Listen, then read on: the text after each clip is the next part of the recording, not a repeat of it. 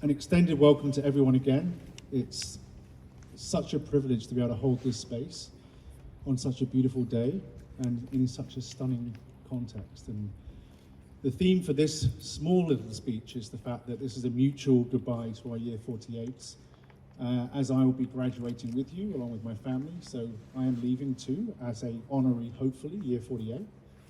And as part of that, I'm hoping to get a special invitation to our Year 10 alumni reunion. So in 10 years from now, please put my invitation in the post so I can check if your most likely two predictions have actually come true. So can you remember, I'm going to take you on a journey back. Can you remember when you arrived in August 2021? Some people didn't, of course. But you were the last of 3 Pearson year groups that can be branded the COVID kids. Hopefully those hotel quarantines are a fading memory, although the Lord of the Flies references that you've told me about in the memories document, in the duplex and my house, does make me think what actually happened in those spaces when we weren't there. Equally, can you recall the cafeteria divisions house by house and only being allowed outside during scheduled slots? It seems like a lifetime ago, thankfully, so I'm not going to dwell on that. But we do need to remember the challenges that we had together. And I hope you can appreciate we had to go through these challenges to keep the college open and running, and we are now reaping those rewards in seeing this wonderful graduation ceremony today. So, on to other memories that you listed for me as moments we can share in front of adults and guests, as I'm sure there are many others that will stay with you, never to be spoken aloud again. So this is the list that you've shared that we wanted to remind you of as a way of collective memory. So you've talked about breakfast bonding, most recently the Race Rocks Challenge. Fantastic. House camping, you've all mentioned as being a highlight. Thank you, house parents. For many of you, seeing snow, raccoons, seals, sea lions, and bears for the first time ever. Skating, hockey games, the Golden Hoop basketball tournament, which I believe is new. Nuit Blanche was highlighted. Kayaking with Garth and Jordan and seeing humpback whales. Danish Christmas rave music. The College Assembly Games Cafe Night. Remember, what happens in the cafe stays in the cafe. The Halloween costumes, particularly Hamza. Way to work the stereotypes, Hamza. When you turned up at my doorstep, I was startled for at least 30 seconds. In the duplex, the watching of the Hunger Games and Planet of the Apes for your movie nights. Oars ice bath, monitored by Cedric. The 11 days of power outage during Block Week, which coincided with the World Cup.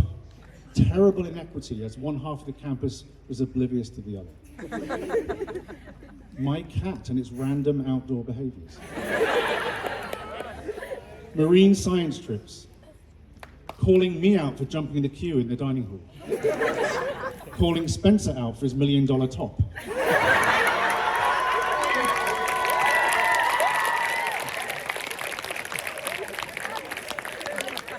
Mark Ween launching potato cannons. Tarwen bread baking. Everyone being collectively terrified of Jeffrey in first-year English class, crying over the passive-aggressive comments left on our paper 1 essays, but eventually becoming close friends and missing him so much. House bondings. The forest. And only last night, a reminder of La Trova for the 2 years. And this morning, the many feeding the water ceremonies.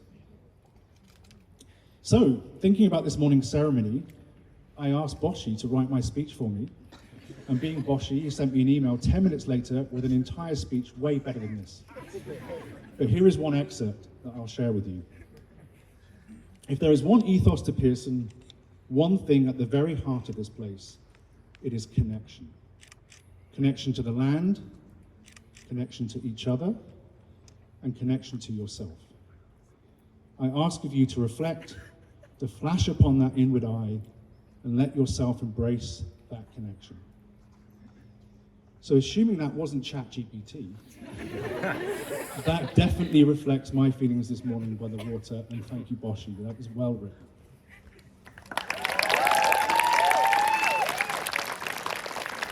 So switching gears, in performing arts, you guys excelled during many regional shows. I especially enjoyed the Latin Caribbean event, our IB theatre piece, The Lottery, and more recently at the Ukrainian Cultural Centre, the spectacle of 3 generations of people up dancing and celebrating with us. Equally outstanding has been our DP visual arts installations around campus and in the woods. As you know, I constantly go for walks in the woods, and it's been quite humorous to see some unsuspecting machosen ramblers stumbling across the installations and having a strange look at them. Great stuff. Other highlights include the many musical cafes, day room dances, and 2 outstanding House Olympic tournaments, and Golden Shoe football festivities in different venues. Absolutely. So forgetting for a moment Tarwin's previous victories, let's dwell on Hennon House's amazing Golden Shoe victory. Surely the most deserving and outstanding performance in Pearson's 50-year history.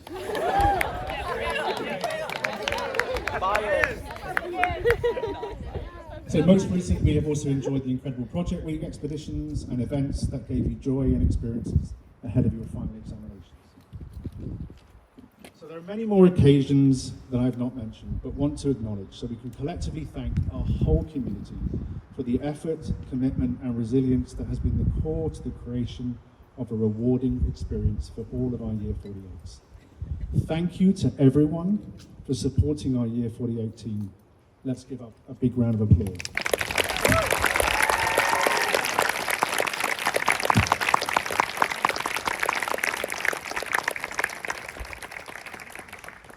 So as I clambered out of the water earlier today, trying to shake off the cold, I've been thinking about the bay jumps that you've just completed. It is interesting when you reflect on our traditions that the reward for finishing your time at Pearson is to jump into an icy cold bay that never warms up. And this reminds me of the UWC founder Kurt Hahn's mission statement. There is more in us than we know. If we can be made to see it, perhaps for the rest of our lives, we will be unwilling to settle for less. There exists within everyone a grand passion, an outlandish thirst for adventure, a desire to live boldly and vividly through the journey of life. And I think that does encapsulate your experience over the past 2 years at Pearson. I also think an outstanding example of Hahn's descriptions of lives unwilling to settle for less can be applied to 3 Year 48s who are really Year 47s in disguise, because they were my remote online advisees in 2020 and were unable to get their visas at that time. Gloria, Janine, Rajvendra, you made it.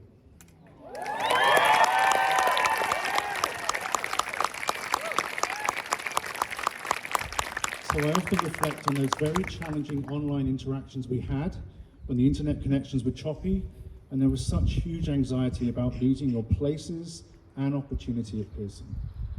So like many other students from your year, there has been a whole series of obstacles and disruptions to your journey to Pearson.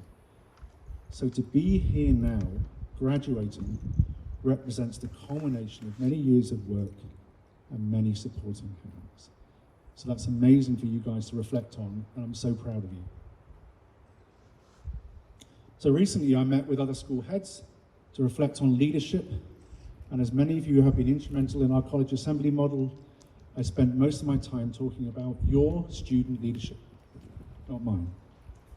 As adult leaders, to be held accountable by students through the CA, village gatherings, house meetings, and committee negotiations, this is the heartbeat of the UWC movement. This is conflict resolution, meeting in the middle to thrash out differences, make informed decisions, and avoid simplifications and stereotyping. So this reminded me of our friend Olalu, who's with us up on the deck, I think, who during the core program referenced his own complex layered identity linked to multiple places such as Nigeria, Britain, and Canada. which many of you share. But he then also mentioned how his identity was equally linked to experiences, such as food, friends, faith, and football.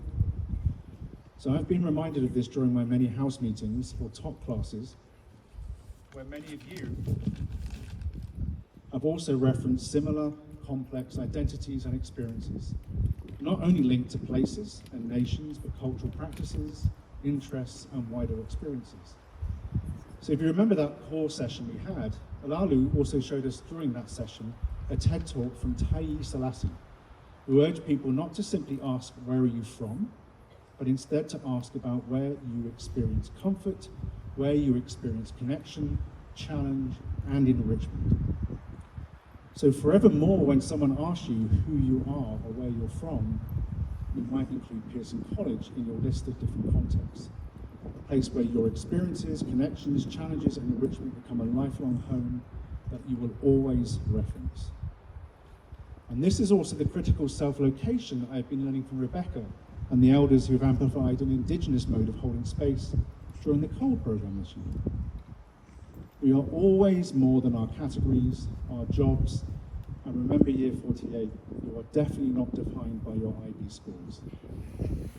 You are defined by the relationships you've made with each other, by your experiences at Pearson, and the lifelong alumni network you have forged.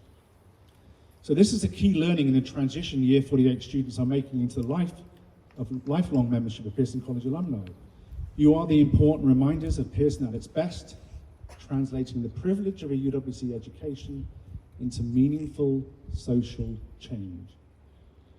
This is why I firmly believe in Hahn's undefeatable spirit, because there is always more in us than we think. And this is often hard to appreciate in the eye of the storm, but I'm confident this characteristic will remain with our year 48 students as they gain a post-Pearson perspective and keep their deep friendships and connections alive in the coming years and decades. Congratulations to each and every one of you for completing your Pearson journey.